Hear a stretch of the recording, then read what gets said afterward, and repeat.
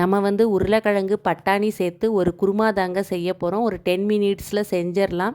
இட்லி, தோசை, பூரி, சப்பாத்தி எல்லாத்துக்குமே இதை சைட் டிஷ்ஷாக யூஸ் பண்ணிக்கலாம். என்னோடய சேனல் பிடிச்சிருந்ததுன்னா மறக்காமல் என்னோடய சேனலை சப்ஸ்கிரைப் பண்ணுங்கள், லைக் பண்ணுங்கள், ஷேர் பண்ணுங்கள், கமெண்ட் பண்ணுங்கள். ஃபஸ்ட்டு ஒரு கடாய் எடுத்துக்கோங்க. அதில் கொஞ்சமாக எண்ணெய் ஊற்றி கடுகு, உளுத்தம்பருப்பு, கடலைப்பருப்பு இது மூணையும் நல்லா தாளிச்சுக்கோங்க. அதுக்கப்புறம் 4 பச்சை மிளகாயை கீறி அதையும் சேர்த்துக்கோங்க. ஒரு கொத்து கருவேப்பிலை சேர்த்துக்கோங்க. பெரிய வெங்காயம் நல்லா பொடியாக நீள வாக்கில் கட் பண்ணது அதையும் 2 கட் பண்ணி அது கூட ஆட் பண்ணிக்கோங்க. இது எல்லாத்தையும் நல்லா வதக்கி விட்டுக்கோங்க. வதங்கினதுக்கு அப்புறமா நல்லா பழுத்த தக்காளி 2 எடுத்துக்கோங்க. அதையும் கட் பண்ணி இது கூட சேர்த்து நல்லா வதக்கி விட்டுருங்க. வதக்கி விட்டதுக்கு அப்புறமா நான் மஞ்சள் கலர் பட்டாணியை தாங்க நல்லா ஊற வச்சு குக்கரில் ஒரு 5 விசில் விட்டு அதையும் எடுத்திருக்கேன். அதையும் சேர்த்துக்கோங்க.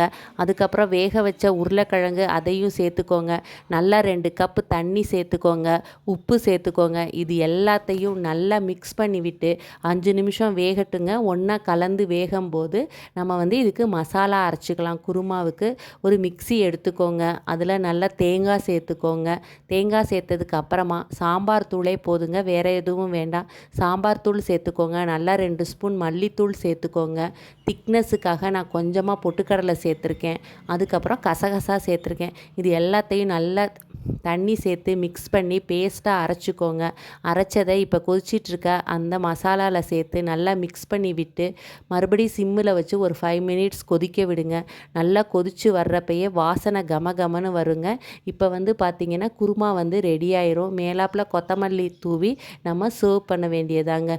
இது வந்து இட்லி, தோசை, பூரி, சப்பாத்தி, சாதத்துக்கு கூட பிசைஞ்சு சாப்பிட்லாங்க. டேஸ்ட்டாக இருக்கும். என்னோடய சேனல் பிடிச்சிருந்ததுன்னா மறக்காமல் சப்ஸ்கிரைப் பண்ணுங்கள், லைக் பண்ணுங்கள், ஷேர் பண்ணுங்கள், கமெண்ட் பண்ணுங்கள்.